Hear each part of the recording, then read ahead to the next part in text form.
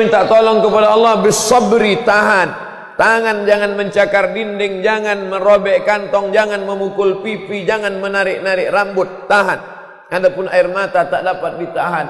Nabi SAW memegang jenazah Uthman ibn Maz'un, menetes air matanya turun sampai ke pipinya, turun sampai ke jenggotnya, turun sampai ke pipi Uthman bin Maz'un. Bukan anak. Kalau karena Ibrahim dia menangis, anak kandung, buah hati, belayan jiwa. Tapi ini sahabat. Ada sahabat-sahabat yang menangis di tengah malam mendoakan saya, walaupun lama tak kontak dengan saya, bermimpi melihat saya karena cinta dan kasih sayangnya, dan tak dapat kita balas itu. Man ahsana ilaikum, siapa yang berbuat baik kepada kamu, fakafi'uhu, balas. Bagaimana saya hamba Allah yang dhaif dapat membalas itu semua? Fa illam tajidu, kalau kamu tak sanggup membalasnya, fad'ulah, doakan mereka.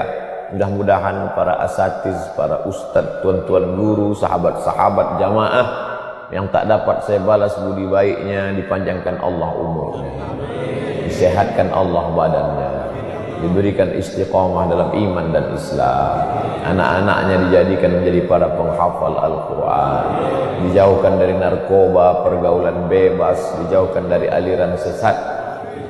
Tak ada yang dapat kita balas budi baik orang baik-baik ini kecuali dengan selalu mendoakan kepada Allah Subhanahu wa ta'ala. Setelah sanggup kita menahan tangan, tidak mencakar, tidak merobek, tidak memukul, menahan hati untuk tidak menolak takdir Allah, menahan mata untuk tidak terlalu larut dalam kesedihan, kalaupun menetes air mata karena cinta dan takut kepada Allah, barulah masuk pada obat yang kedua. Wasta'inu bis sabri was salah, salat, kontak kepada Allah Subhanahu wa ta'ala. Allah lepaskan Nabi Ibrahim dari ikatan kepada Azar ayah, dilepaskan dari ikatan kepada ibu Umailah, dilepaskan dari ikatan penduduk kampungnya karena orang kampungnya berkata harriquhu, bakar dia hidup-hidup. Ya narukuni bardan wa salaman ala Ibrahim, wahai api sejuk dingin, jangan bakar Ibrahim. Dilepaskan Allah Ta'ala Nabi Ibrahim dari ikatan kepada istri Hajar dan Sarah dan Hajar. Dilepaskan Allah Ta'ala Nabi Ibrahim dari ikatan cinta kepada anak, karena inni arafil manami anni azbahuka, aku tengok dalam mimpiku malam tadi aku menyembelih leher. Dilepaskan Allah Ta'ala Nabi Ibrahim dari ikatan kepada kampung halaman, karena dia tak pernah menetap dalam satu tempat. Dari Babilonia, Irak, pindah ke Palestina, disuruh Allah Ta'ala mengantarkan anaknya ke fi wadin ghairi dhi zar'in inda baitikal muharram. 7 ikatan dilepaskan Allah dari hati Nabi Ibrahim alaihissalam. Cinta kepada ayah lepas, cinta kepada ibu lepas, cinta kepada orang kampung lepas, cinta kepada Babilonia lepas, cinta kepada Hajar dan Sarah lepas, cinta kepada Ismail lepas. Supaya apa? Supaya hati itu hanya tergantung kepada la haula wala quwwata illa billah. Oleh sebab itu jangan bersedih ketika anakmu jauh, jangan bersedih ketika ayah ibumu lebih mendahului. Sebenarnya Allah sayang kepada engkau supaya hatimu hanya bergantung kepada ya Allah. Idza dhaqat 'alaika dunya, kalau terasa sempit dunia ini, faqul, katakan ya Allah, tak ada lain.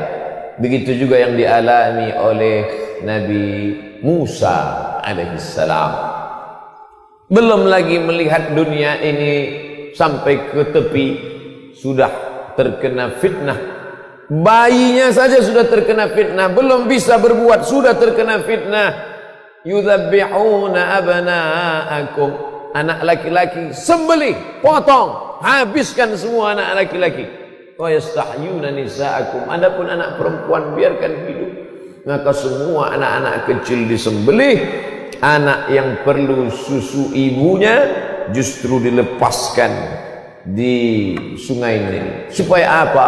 Allah ingin Nabi Musa alaihissalam tidak tergantung pada ayah dan ibu, menjadi anak yang mandiri, lepas dalam asuhan ibu angkat dan ayah angkat, dibesarkan di istana Fir'aun.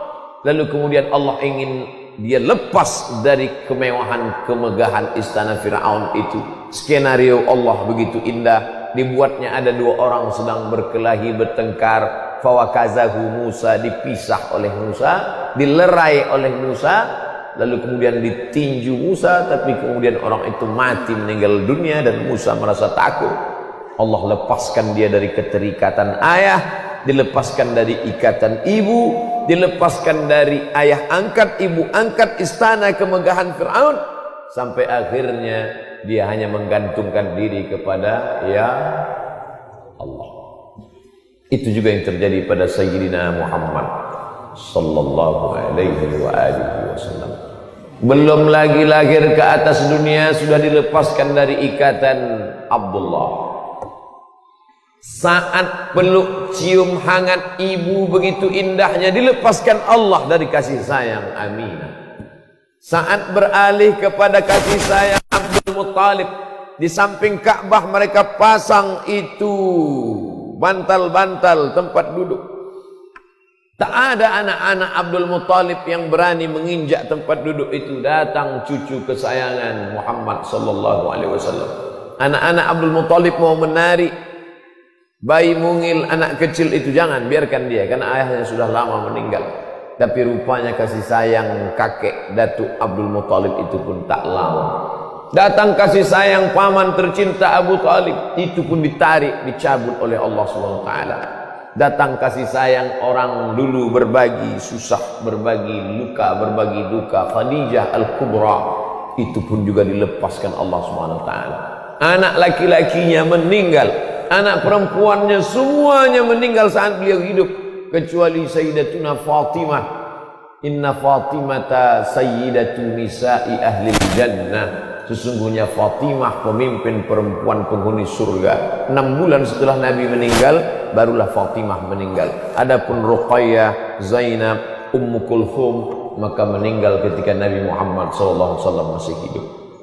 Apa yang diinginkan Allah? Jangan gantungkan hatimu pada ayah, jangan ikatkan hatimu pada ibu, jangan pernah hatimu dipenuhi kasih sayang pada anak-anak, tapi Allah ingin supaya engkau hanya bergantung kepada Dia saja, tak ada gantungan yang lain. Itulah makna wasta'inu bis sabri was salah.